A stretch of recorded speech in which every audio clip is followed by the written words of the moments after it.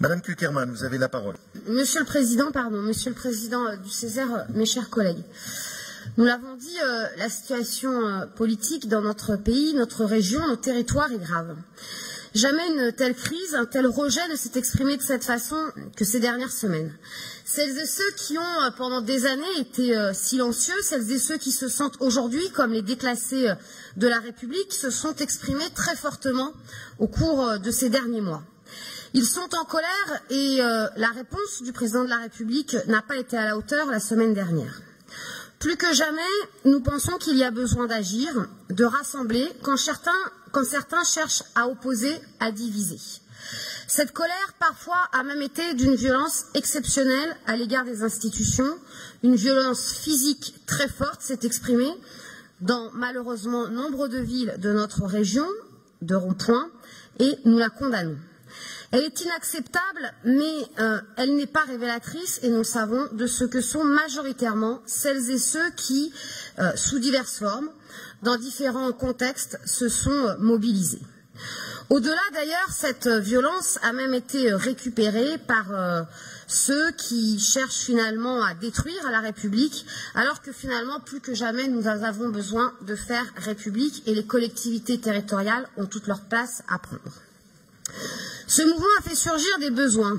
Le besoin de faire du commun, le besoin, je le disais, d'une République forte qui protège et sécurise, le besoin d'action publique, je dirais même d'intervention publique pour garantir le principe d'égalité sociale et territoriale républicaine, mais aussi le besoin de services publics.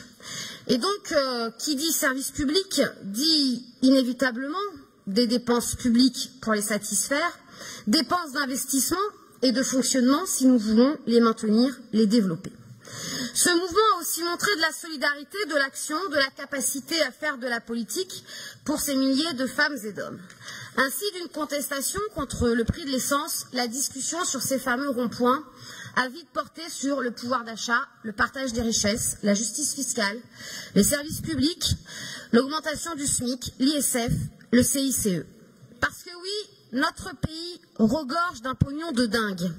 Mais un pognon de dingue qui aujourd'hui se concentre seulement dans les 1% les plus riches.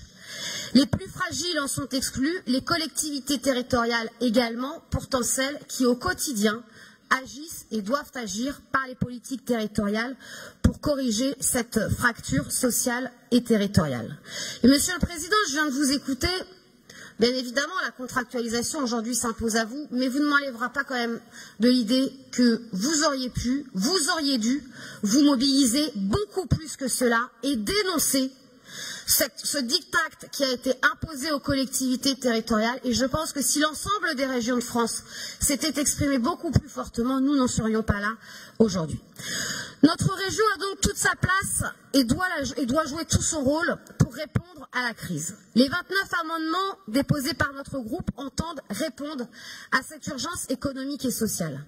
Apporter des solutions, des perspectives pour que notre région soit un véritable bouclier social pour les plus fragiles. Emploi et développement économique, mobilité, environnement, aide aux territoires ruraux comme aux quartiers politiques de la ville, solidarité envers les plus fragiles de notre région, tels sont les domaines d'intervention de nos amendements.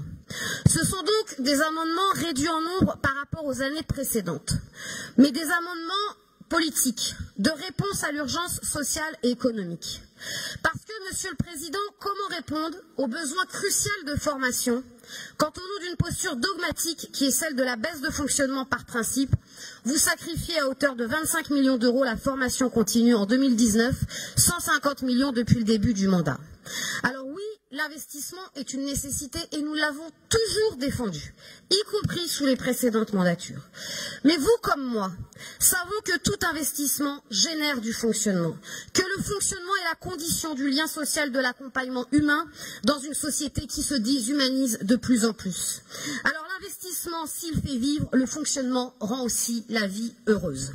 Sortons donc des principes et des postures pour agir.